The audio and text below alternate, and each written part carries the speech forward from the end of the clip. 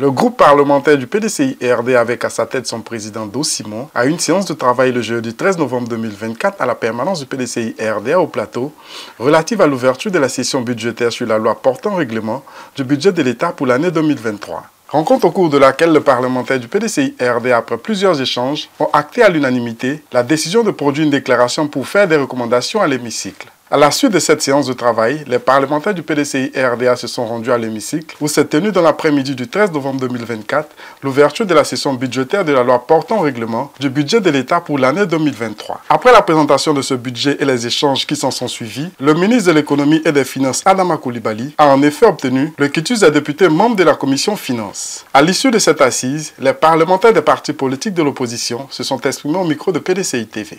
S'agissant de la loi de règlement 2023, je voudrais vous dire que la loi de règlement de manière générale, c'est la loi à travers laquelle l'État rend compte de l'exécution du budget qui a été voté il y a 2 ans par le Parlement au Parlement. Donc l'État vient rendre compte et c'est prévu par la Constitution. Nous avons eu à examiner le projet de budget, non, le projet de loi de règlement 2023. Et vous me demandez ce qu'a été le vote du PDCI-RDA. Mais le PDCI-RDA n'a pas de vote mécanique.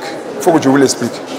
Nous votons en fonction de l'appréciation que nous faisons de l'examen du projet de loi avec le ministre qui arrive, avec le représentant du président de la République. Dans le cas présent, le PDCI-RDA a examiné donc les documents qui ont été présentés dans le cadre de ce projet de loi de 2023 et le PDCI avait relevé un certain nombre d'insuffisances, notamment au niveau de la loi organique relative aux lois de finances.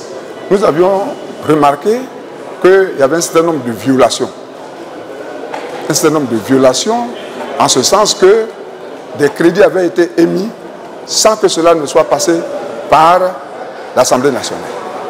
Après la loi de règlement de 2023, après la clôture même de l'exercice, il y a eu encore des crédits qui ont été émis en janvier et en avril. Ce qui ne respecte pas le principe de l'annualité budgétaire. En plus de cela, nous avons vu dans l'exécution des programmes des ministères que les crédits qui ont été alloués, les comptes rendus ont été faits dans les rapports annuels de performance, les montants annoncés par les ministères étaient différents de celui qui était annoncé par le ministre des Finances et du Budget. Et à ce niveau, il y avait un écart de 704 milliards. Et au niveau du budget exécuté, il y avait un écart de 714 milliards.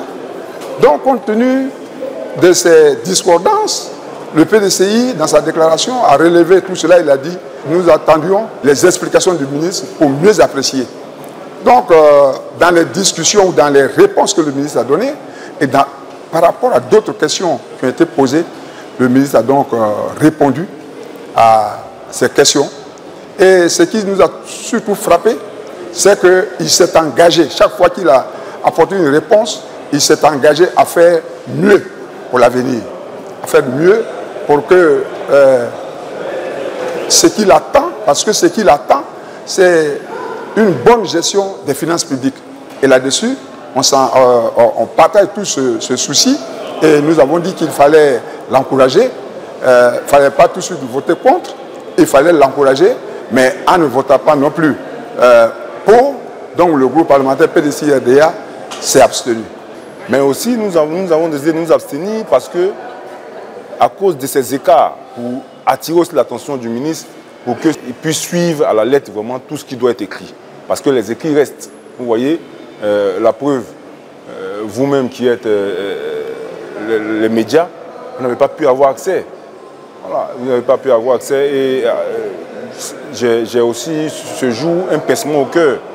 Parce que depuis 2021, que nous sommes à l'Assemblée, les médias que vous êtes, vous avez toujours eu accès à l'Assemblée. Et l'Assemblée, c'est public. Les séances que nous avons, c'est des séances publiques. Et vous êtes arrivés et on vous a interdit l'accès. Nous n'avons pas compris pourquoi. Alors que nous avons pris des mesures, nous avons demandé, nous avons fait les demandes, nous avons respecté toutes les procédures pour que vous puissiez être accrédité pour avoir accès. Nous n'avons pas eu de réponse. Et malheureusement, vous êtes arrivés aujourd'hui et on vous a empêché d'avoir accès à la salle. Vraiment, c'est vraiment une entorse à la liberté d'expression. Et nous constatons que chaque jour qui passe, cette entorse à la liberté d'expression s'accentue au niveau national. Et vraiment, par votre canal, que j'aimerais vraiment informer la communauté nationale et internationale que la liberté d'expression est en train de vraiment prendre un coup. Parce que l'Assemblée nationale, c'est l'essence même des débats, d'ouverture, afin que tous les Ivoiriens puissent avoir l'information juste en temps réel. Et le fait que la communication, les médias liés à l'opposition soient embastillés, soient rejetés, nous considérons que ce n'est pas bien.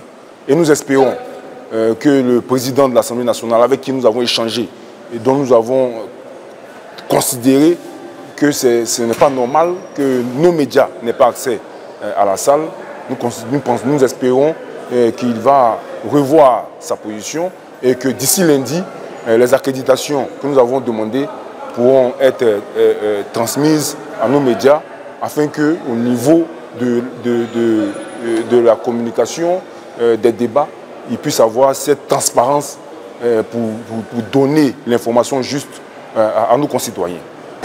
Sur l'exposé du motif du ministre, le groupe parlementaire PPACI a donné son point de vue.